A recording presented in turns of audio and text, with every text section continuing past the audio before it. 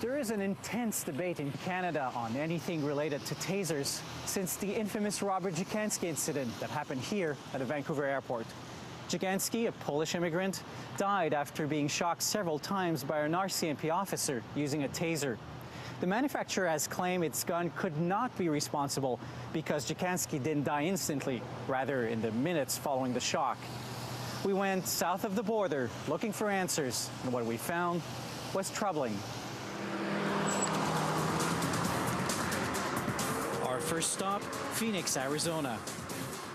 It's a booming modern city that still has a feel of the Wild West.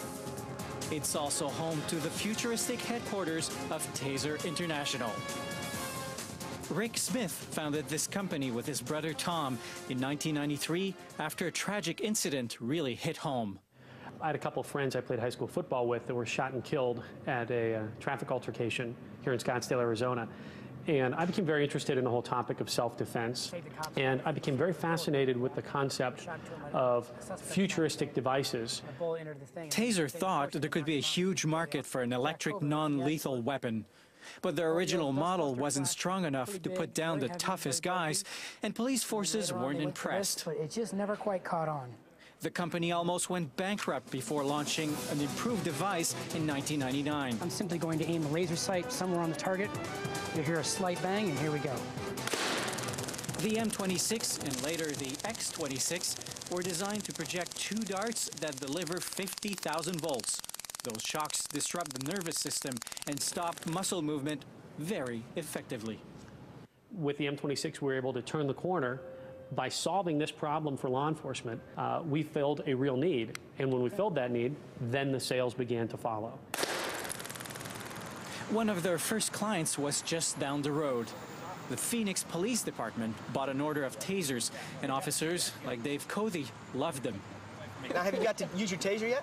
Anything that prevents officers from getting hurt is a good thing. Initially, just selected officers had them. And, you know, pretty much everybody soon wanted to have one when they got to see or hear about the results when tasers were deployed. Taser quickly became the darling of law enforcement agencies in North America. But as taser guns became more popular, and as the company continued claiming they were absolutely safe, some officers would use them to gain compliance from people who were unarmed and seemed to pose little threat. Like this Utah man, tasered after refusing to sign a speeding ticket. Turn around! Turn around! What the heck,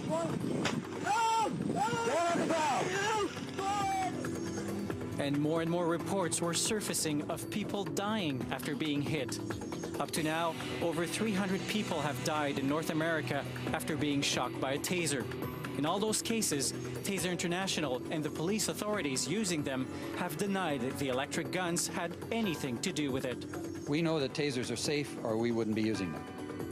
Instead, they've blamed it on drug overdoses and on a controversial condition called excited delirium, where agitated and irrational people suddenly die in police custody.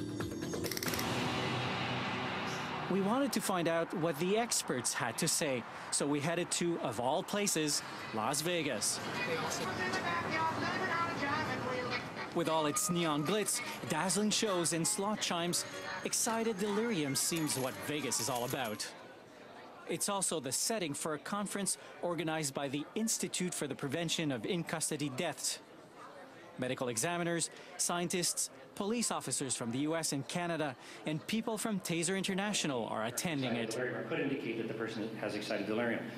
Excited delirium is at the top of the agenda here, along with taser guns. Listening to the presentations, you'd think tasers were a very safe bet. There's really no objective scientific evidence that tasers cause deaths. One myth is that these devices can affect the heart. That myth's dying out, but you still see it once in a while. We've got about 9 studies here to present. And speaker after speaker delivers one clear message. Drugs and excited delirium kill people. Tasers do not. Of what we would consider to be an excited delirium type behavior profile.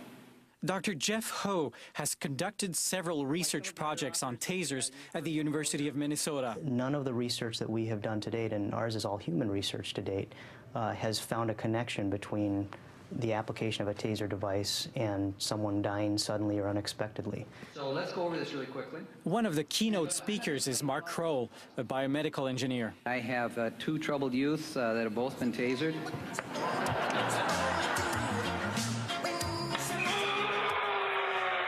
Two of my 3 sons decided to take hits to show how tough they were. But I did tell them that I felt these devices were extremely safe. We're talking about the effects of electricity. Those are largely instantaneous. And now with over 1 million human exposures, I don't think that there's any real room for a scientific debate. So has all this really been resolved once and for all? Well, not quite. Leaving the lights of Vegas behind, we land in Chicago, where some new research has raised questions about the very heart of taser safety claims. Dr. Andrew Dennis is a trauma surgeon at the Cook County Hospital. But he's not just a doctor. He's also a police officer on the Chicago SWAT team.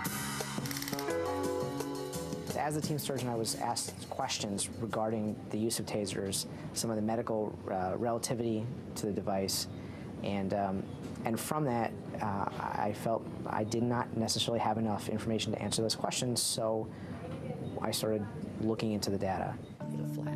With little independent research available, Dr. Dennis teamed up with biologist Robert Walter to conduct their own tests. They exposed pigs to prolonged taser shocks and monitored their heart. The results were alarming, especially when the line between the 2 taser darts crossed the heart. That puts the heart right between the course of electricity. They discovered that when the taser darts were in that position, the rhythm of the heart would significantly change during the electric shock every time. As soon as the discharge from the taser begins, the heart rhythm changes from a normal rhythm to a very abnormal rhythm. In some of the animals, we saw a degradation to a more lethal rhythm. So we had a couple animals die as a result of this. But when police officers get hit in training, that never happens, says engineer Mark Kroll. Well, there have been over 600,000 police officers that have received taser hits during training. There have been 0 fatalities. You can't ignore that. That's a very large number of people for there to be no deaths. But one of the things you have to consider is that the discharge vectors that are used in training sessions are usually into the person's back. And so these discharges will probably not cause, even in the experimental animals, any kind of cardiac problems. The Chicago group made another crucial finding. After the shock, one of the pigs maintained an irregular heartbeat for 3 minutes and then died. In many death cases, like that of Robert Jikansky, Taser International has claimed its weapon could not be responsible because the victim didn't die immediately after the shock. The discovery of a delay of several minutes raises doubts about Taser's arguments. He's still alive. That's very significant. That should be considered by anyone and everyone who's involved with the use of tasers and with the even with the determinations of possible causes of death. In Vegas, Dr. Ho told us that he had done some yet unpublished studies that questioned the Chicago findings. And we went to the lab and ran about 25 people through that protocol, put the barb placements or the electrode placements in exactly the same position that they had on their swine, and we were unable to reproduce their results in humans. It's hard to necessarily correlate an adverse outcome in a pig to a human, and that's why the human Yet, study... ironically, the study Taser International still uses to argue that tasers are safer than Tylenol was done on pigs. That safety study was co-authored by Taser people. And what about Dr. Ho's studies? They are directly paid for by Taser, and he has no qualms about that. That is more by necessity than anything else. Much of the research we do is quite expensive. There you go, just relax.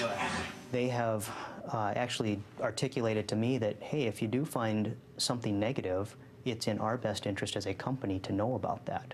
They don't have general anesthesia. Turns out, most of the speakers at the Las Vegas conference have links to Taser, including Mark Kroll, who sits on the board of directors of Taser International and heads their scientific advisory committee. The president of the institute that organizes the conference, John Peters, teaches at Tasers Academy and has been an expert witness in court for Taser International. The director of that institute is Michael Brave, one of Taser's top lawyers. Also, Dr. Ho owns Taser shares. I do own Taser stock. It has all been purchased after I have started my research, and that's simply because I haven't found anything negative so far.